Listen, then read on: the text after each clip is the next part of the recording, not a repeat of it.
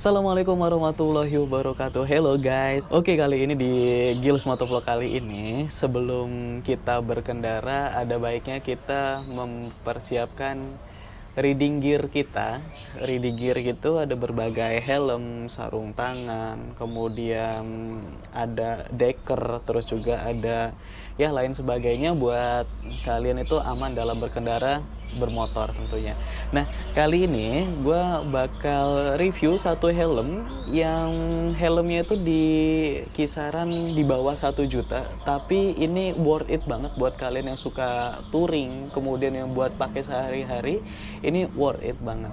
Nah, untuk helmnya sendiri itu adalah Snell FFS1 dengan motif karbon. Ini yang mau gue review karena ini helm gue ketika gue mau motovlog, kemudian berkendara untuk kegunaan sehari-hari. Ini helm yang gue gunain. Nah, ini dia helm yang gue gunain ya buat sehari-hari, buat motovlog juga. Ini yang gue gunain, dan ini Snell FFS1.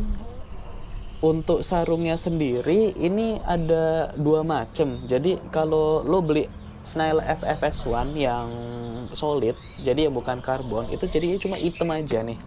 Ini cuma hitam aja. Tapi kalau misalnya lo beli yang edisi karbon, nah ini jadi dia ada clear hijaunya di sini, bisa dilihat.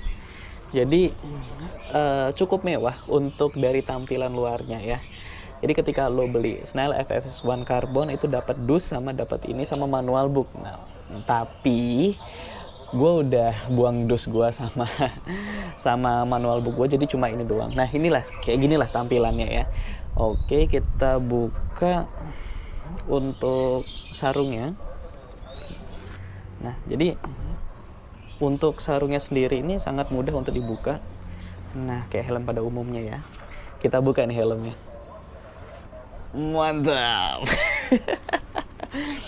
Secara tampilan sih, nah inilah ya, ini sih tampilan Snell FFS1 motif karbon. Nah, jadinya kalau motif karbon, ini motif karbon ya, Snell FFS1 ya. Jadi bukan helm karbon beneran gitu, tapi ini masih ABS termoplastik. Untuk bahannya sendiri ini masih ABS termoplastik. Kemudian ini tampilannya, kita bahas tampilan luarnya dulu aja ya. Nah, untuk tampilan luarnya, untuk motif-motif karbon ini hampir kalau dari jauh ya, kalau dilihat dari jauh nih, ini sangat mirip dengan karbon-karbon pada umumnya. Tetapi kalau dideketin dia kelihatan kayak apa ya, kayak sejenis karbon celup. Jadi kayak modelnya helm biasa terus dicelup model-model motif karbon, jadi kayak gini sih. Tapi ini secara detailing rapi.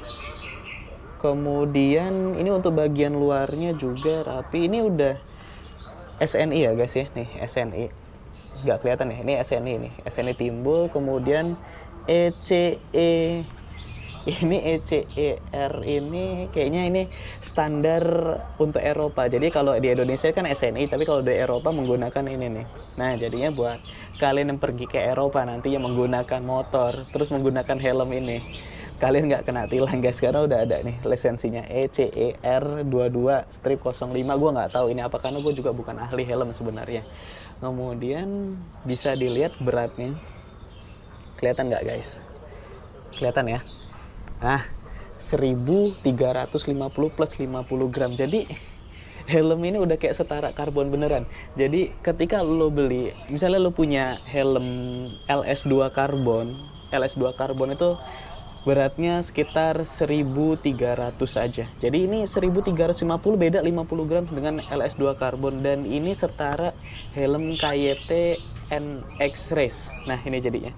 Nih, enteng guys, beneran sumpah enteng. Jadi buat kalian yang buat keseharian untuk touring ini recommended banget, enteng sekali. Jadi biasanya kalau helm-helm full face itu 1500 gram, 1400, capek di kepala. Tapi kalau yang ini enggak. Kemudian ini bagian tampilannya ya. Nah, sebelum kita bagian dalamnya, kita review untuk bagian apa ini namanya ini? Ini namanya apa sih guys? Bantu jawab lah. Apa ya? Ini nih, nah katup. Ini ada katup ya. Goblok! Gua lupa. Gua mau review apa ini katup. Jadinya ini ada berapa katup ya? 1, 2, 3, 4, 5, 6. Di sini katupnya nggak ada sih. Tapi ini aliran udara juga. Nah, jadinya di sini sangat aerodinamis. Jadi ini udara lebih mudah masuk ya ke area helm. Jadinya buat kalian yang punya helm full face kan terkadang panas banget kan ya ketika itu siang hari. Tapi kalau ini enggak, karena aliran udaranya ini masuk. Jadi ketika kalian buka ini kan satu nih kebuka, ini nanti akan masuk ke yang namanya nose bagian sini nih, nose guardnya di sini. Nah itu jadi buat aliran udara masuk ke situ, jadi kalian nggak panas. Dan kemudian di sini ada di kuping nih guys. Nah di kuping sini nih. Jadi buat yang di sini tuh nggak terlalu panas juga.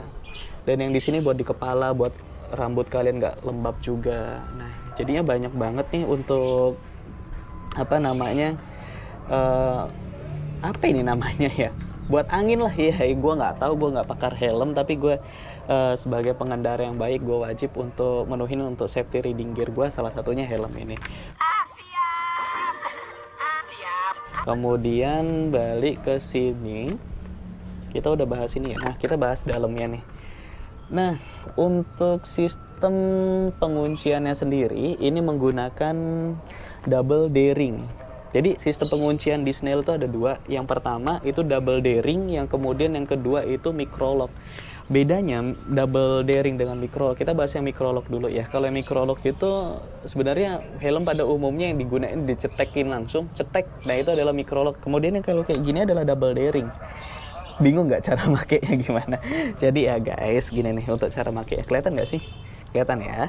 Nah untuk cara makainya sendiri itu adalah, kalau misalnya ibu-ibu, gue dulu pernah punya helm kayak gini, tapi gue nggak tahu cara makainya kayak mana. Jadi awal mula ini sesat, jangan ditiru. Awal mulanya gue kayak gini guys. Nah gue kayak gini, gue pelintir sama gue masukin. Jadi kayak gini lah gitu. Ini adalah orang-orang yang tolol. Dan itu salah gitu guys. Jadi apalagi kalau misalnya orang males ribet gini kan, udah dipelintir-pelintir gini aja, masa iketin sini gitu. Itu salah guys. Jadi yang benar itu, ini buat kalian yang belum tahu cara masang double D-ring. Kenapa sih double D-ring? Nih, huruf D, ini bentuknya huruf D ya.